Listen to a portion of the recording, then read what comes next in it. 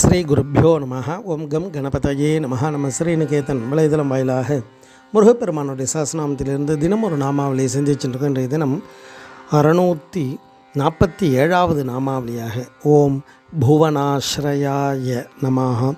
முருகப்பெருமான் இந்த நாமாவளி உலகங்களுக்கெல்லாம் ஆதாரமாய் இருப்பவருக்கு நமஸ்காரம் அப்படின்னு வர்ணிக்கிறது. இந்த புவனம் அப்படின்னா இந்த உலகம்ன்றதை பார்த்தோம்.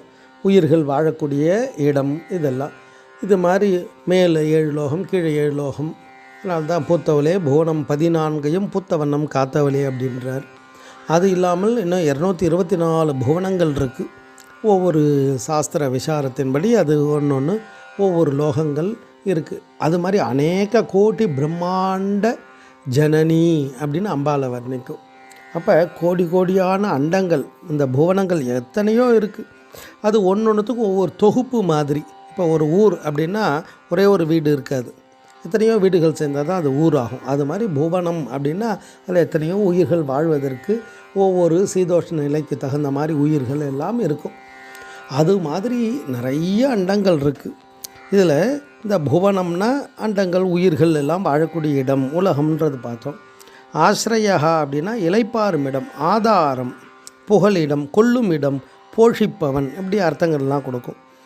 அப்படி அந்த உலகங்களுக்கெல்லாம் இளைப்பாறும் இடம், இந்த உலகத்தில் இருக்கக்கூடிய உயிர்களுக்கெல்லாம்னு அர்த்தம். உலகம் அப்படின்னா உயர்ந்தோர் மாட்டு அப்படின்னுவார்.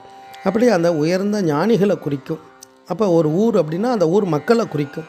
அது மாதிரி இந்த உலகத்தில் இருக்கக்கூடிய உயிர்களெல்லாம் ஒரு சிறிது காலம் இளைப்பாறணும். இல்லைன்னா திருப்பி ஜனனம் எடுத்து பல துன்பங்களை அடையக்கூடிய இந்த உயிர்கள் ஒரு இளைப்பாறும் இடம் வேணும். அது மாதிரி இந்த ஜீவனுக்கும் இந்த பிரபஞ்சத்துக்குமே ஆதாரம், ஏதாவது ஒரு பொருள் இருந்தால் தானே அதனுடைய ஆதாரத்தால் அது இயங்க முடியும். எல்லாத்துக்குமே ஒரு ஆதாரம். நமக்கு தாய் தந்தை ஆதாரம். தாய் தந்தையால் நமக்கு ஜனனம் கிடைக்கிது. குருவின் மூலமாக ஞானத்தை அடையிறோம். அந்த ஞானத்தின் மூலமாக இறைவனை அடையிறோம். அப்போ இந்த வாழ்க்கை பயணத்தில் நமக்கு எல்லாத்துக்கும் ஒரு ஆதாரம் இருக்குது. வாழறதுக்கு ஆதாரம் இந்த சரீரம் தான் ஆதாரம். இந்த சரீரம் இருந்தால் தான் நம்மளால் இறை வழிபாடு செய்ய முடியும்.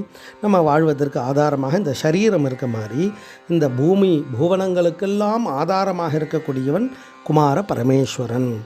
அதை தான் அனுபூதிமான்கள்லாம் தன்னுடைய வாழ்க்கையில் அனுபூதி அடைந்து நமக்கு எல்லா விதமான விஷயங்களையும் நமக்கு சொல்லியிருக்கா.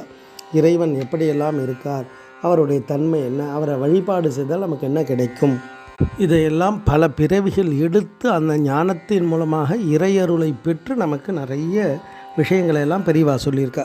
அதில் திருப்புகழ் அழகாக சொல்லுவார்.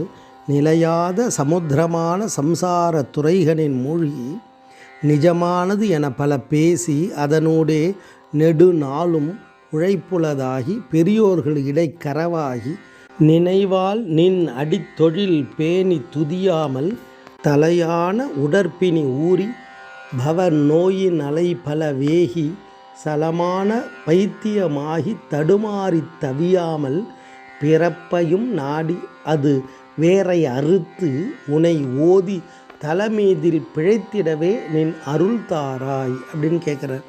அப்படி இறைவனுடைய அருள் இருந்தால்தான் இந்த தலம், இந்த பூமியில் எல்லா பாக்கியத்தையும் அடைய முடியும். அவருடைய அனுக்கிரகம் இருந்தால் அந்த பிரபஞ்சத்தில் எல்லா இடத்திலும் எல்லா விதமான ஆனந்தத்தோடு இந்த ஜீவன் சௌக்கியத்தை அடையும்.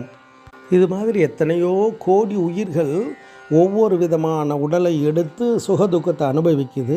அப்பேற்பட்ட அந்த உடலை எடுக்கக்கூடிய இடம் புவனம். அப்பேற்பட்ட அந்த புவனங்களுக்கெல்லாம் அதிபதியாக, புவனங்களுக்கெல்லாம் அதை தாங்கக்கூடிய சக்தியாக, புவனங்களுக்கெல்லாம் ஆதாரமாக இருக்கார் அப்படின்றது தான் இந்த நாமாவளி தத்துவார்த்தம் வர்ணிக்கிறது.